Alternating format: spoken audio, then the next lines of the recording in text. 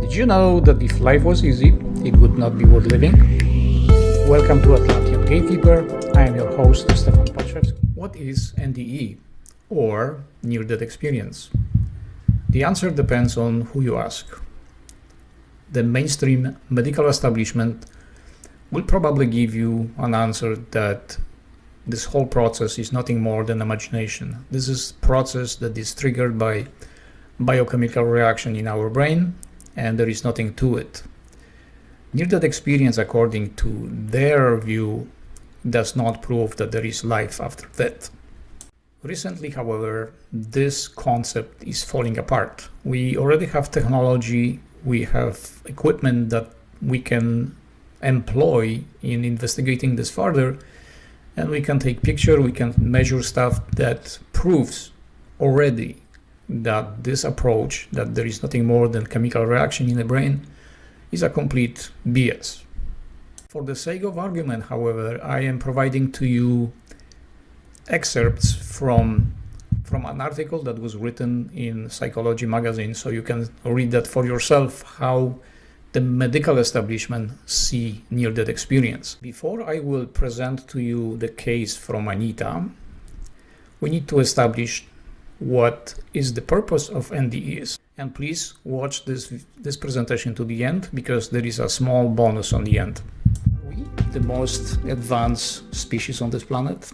Well, humans believe so, but that may not be the case. You see, that part that programmed us to believe that we are, and trying to convince us that we are the most sophisticated life forms here, is the left brain. As you know, our brain is built from two hemispheres. Each one of them has a different function.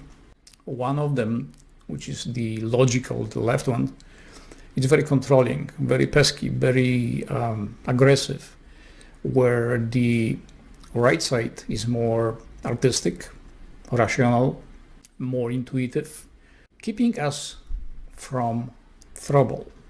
However, in the recent years, because of the lifestyle and the way we eat, the diet that we are having, the left brain is getting more and more aggressive. Therefore, whatever you see outside is very complex. The chaos, the anger, the conflicts are not just a result of one single thing, that there is some kind of misunderstanding, because it's not. It's a factor of many, many elements where all of them come together, causing serious issues. In today's episode, I am not going to focus about the function of our brain, which is nothing more than antenna and transmitter. It's a tool that is processing all the signals and coordinating the function of our physical form. But I would rather go and see what we can discover about NDEs.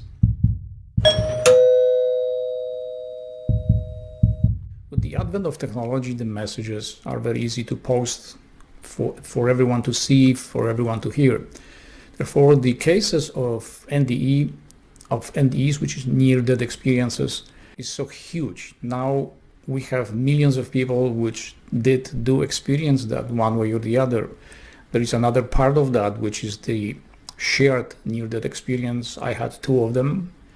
It's amazing experience, but we have still many people which do not even understand what that is. In some cases, they believe that this is just a hoax, that people are making up stuff as they go along.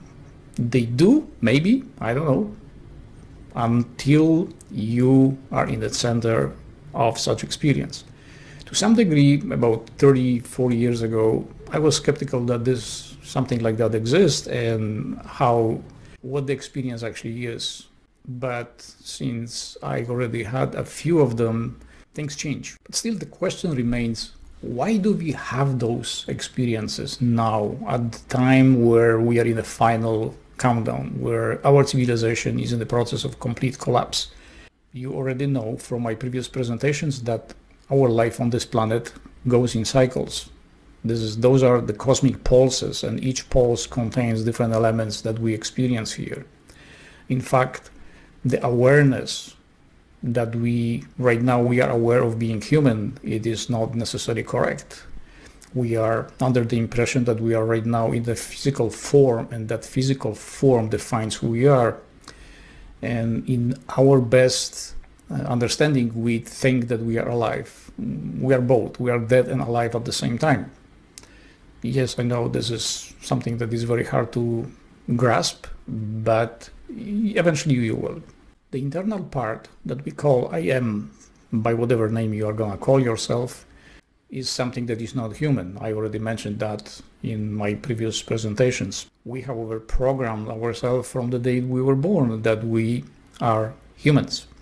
That part is important to, at the early stage, to program our awareness in such a way, or perception in such a way, because it's much easier to experience what is heading our way, the life of a human. The collective conscious that we call conscience, which is all man-made terms because we don't know any better, contains collective mind, which is also man-made term because we don't know any better how to describe those things. And our teachers and masters were giving us those terms to have a much easier time to navigate between experiences. Our collective mind is not only something that belongs to us, belongs to plants, animals, insects, everything that is in the nature. It's part of the same mind. It's not separated from us at all. So in a sense, we are not on the top. We are just collective that is larger body that contains many systems, many organs, many organs that serve specific purpose. Each organ, each structure, each system is divided into smaller parts which are similar to a single cell. And in single cell is also providing service to other cells. Whatever a single cell is doing, it's at the same time supporting other cells. In relationship to human life is the same story. I drifted a little bit too far into the elements, into the parts of our existence, the single components. But right now we need to look at the NDEs because that's what this presentation is all about. Every physical form is a process. Every awareness is a process. Every soul that we call as a soul or spirit is also a process. Likes on YouTube are like money. So please don't be shy. Take that like button and the notification bell, or subscribe so you will never miss a single video. Since we drifted so far away from who we really are and we already lost the core of who we really are, right now we are being given insights into the other part that we already forgot, and that is going through the NDEs. NDEs are simply part of life experience or new life experience. They are programmed, they are included in the whole process. This is not like we do not know before we are born that we are going to go through that we are getting to be involved in some kind of tragic events where we lose conscience, and then we find ourselves that our awareness is taking us somewhere else and is showing us the back of where we came from. This is something that is done deliberately for all of us, and this is already well planned. This is not something ad hoc, accidental. Every single form, every experience is much like a script in a movie. We already know that script. We've seen it, how it's going to unfold.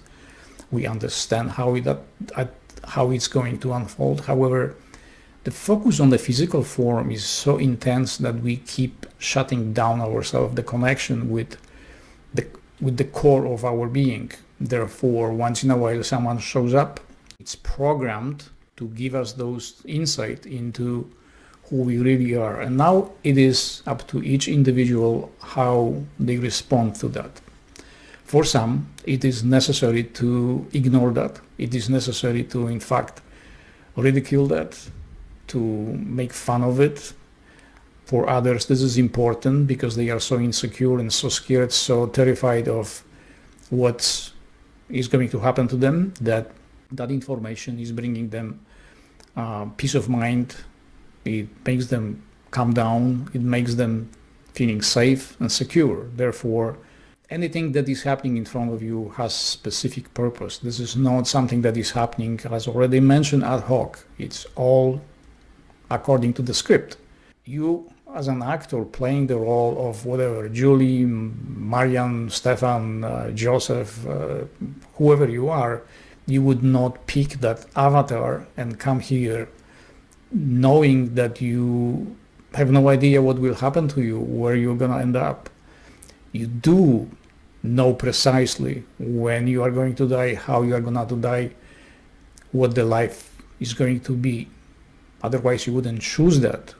It would be not possible. And those which are picking the lives that are really tragic, very painful, it's a completely different concept. I will explain that in one of my presentations, not right now, because this is a really very complex issue and it is very hard to understand. Why would someone come to life to be beaten, tortured, burned alive?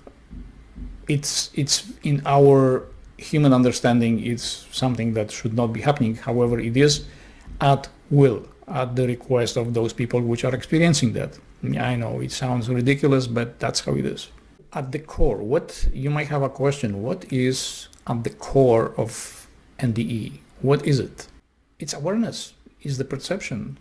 We can train ourselves to switch the perception to being in the physical form, but we can also switch our awareness and perception with it to be behind the scene. In fact, I already mentioned on the beginning of this presentation that we are both dead and alive at the same time, which is, I understand how that sounds, and probably, as I said, like 30, 40 years ago, I would have problem to understand that, but now I do know we are in that situation. Once we establish, at least once, either out-of-body experience or NDE, neural pathways in our brain recognize that pattern, the connection, and more available to you. People are under the impression that since some of you have no connection, at least you are under the impression that you have no connection with the other side whatsoever. You have no usual dreams or visions or out-of-body experiences or stuff like that. You're part of the whole. You exist all the way from the center of I am, from the source of you, all the way here through all the layers of our existence. That's instantaneous. We exist through all of them. We are never disconnected.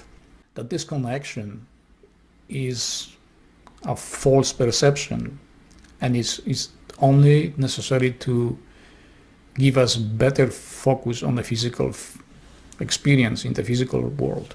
Is there a difference between NDEs and OBEs? To some degree, yes, because if it comes to NDE, you can actually interact with your loved ones one-to-one. Now, with OBEs, I am usually separated from them by a glass. That's in my case. This is how it's designed in my world for me.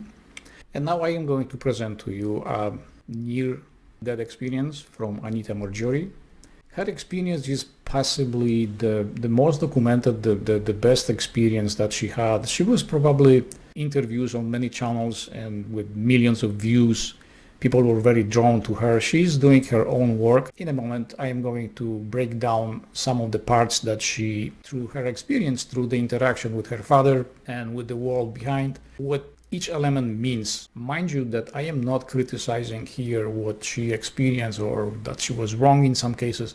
Simply each one of us experienced that in different way. We never ever, that experience is the same for everyone. Someone who is religious is going to idols present there to ensure the safety to ensure that the person feels comfortable. It depends on how well you are aware who you are. If you understand the mechanics behind life and death, how this process goes, you may not experience any idols at all, because some of them, I will mention sometimes in the future, some of the examples where they never saw any idols. They just simply went into some very unusual places, very breathtaking scenes where there was no one as God or Christ or Muhammad or Buddha or anything like that, because they don't need that. They are safe and secure enough to understand who they are. One of the biggest reasons that I'm happy to be here is because I shouldn't be alive today. I should have died on February the 2nd, 2006. I had a few more hours to live. I was dying from end-stage lymphoma, which is a form of cancer of the lymph nodes. I had struggled with cancer for 4 years up to that point. I want to say thank you to Anita for making this presentation. Also, I would like to say thank you to TEDx for making this presentation available to viewers on YouTube. And here is what happened next to Anita. Unbeknownst to everyone around me, though, even though it appeared that I was in a coma and my eyes were closed, I was aware of everything that was going on all around me. I was aware of my husband, who was distressed, but he was by my side holding my hand on that hospital bed. But I was no longer attached to that body. It felt as though I could be everywhere at the same time. It was like wherever I put my awareness, there I was. I can relate to that because mine was very similar. But the story about my NDE I will tell you some other time. It was very strange, very unusual, much different than hers. And then I also became aware of my father and my best friend, both of whom I had lost. Both of them had crossed over, had died.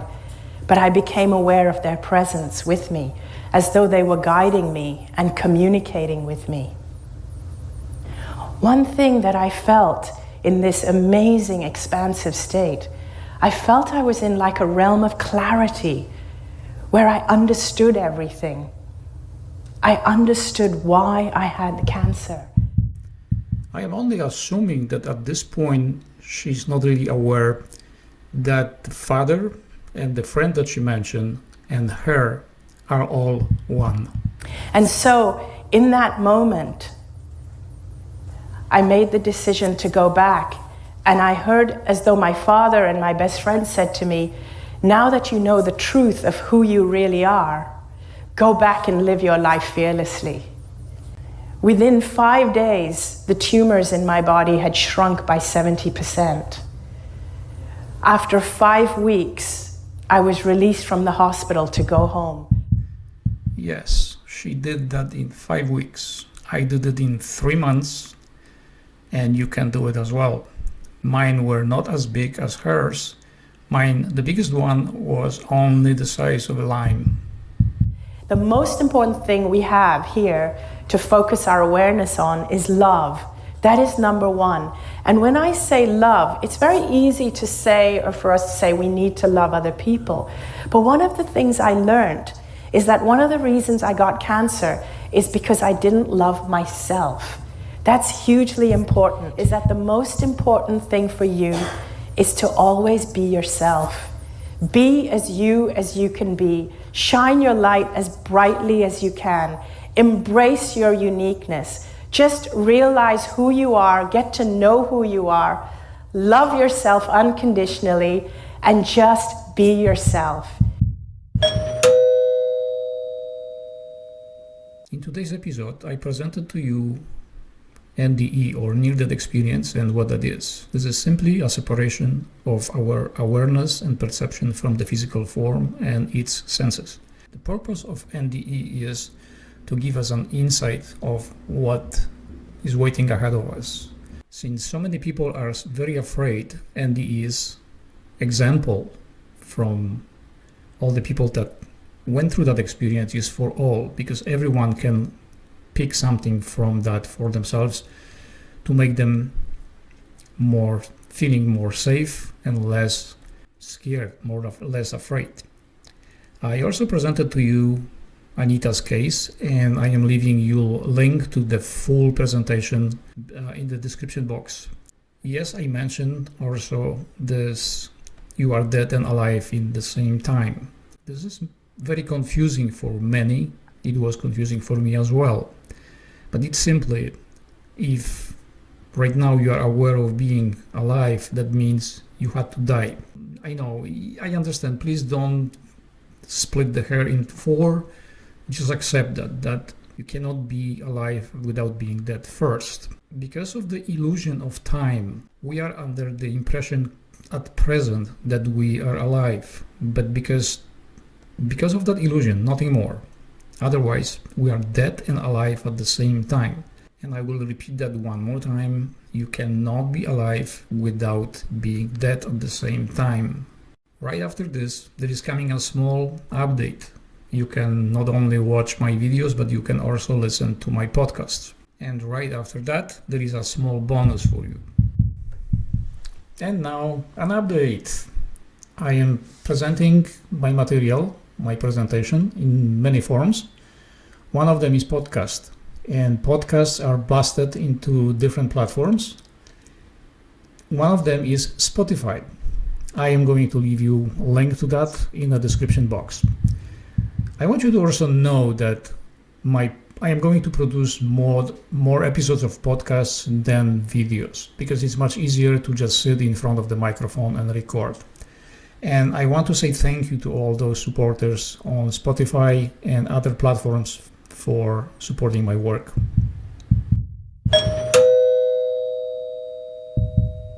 Too much focus on the external world and the misuse of technology is causing further separation of ourselves from the true selves. The misuse of cell phones, constant watching TV, playing video games, is shutting down our imagination and is destroying our intuition. I will list for you a few remedies for that. One of the best remedies is reading a book. Second, singing or chanting. Then playing music, painting, any form of art will do, including dancing. Such activities are engaging the right hemisphere, which is very intuitive, and it's forcing our left hemisphere to let the right side of our brain to be active. And then there is breath, the yogi breath. It is fantastic exercise. I am leaving a link to you for this 1903 book, which is fantastic. The breath, the exercise is not just about the breathing, it is much, much more. I used that for 6 weeks and the effects were fantastic. So I recommend that to you. I know that I recommended that before already. Do it. Believe me, the results are going to be shocking to you. To my viewers and my listeners, I want to say thank you for your support. If you are watching that, please subscribe, click the like button, and tick the bell notification so you will know when the new material is coming in. And those which are listening to me on Spotify, please donate. It will help greatly to make more and more material like that. In fact, this is the beginning, more to come. So thank you either way for whatever support I am receiving from you. It's time for me to go. When I'm recording this stuff, there are a few feet of snow outside. It's a blistery winter in Canada, I think in US as well. So keep it warm, stay safe, and see you next time.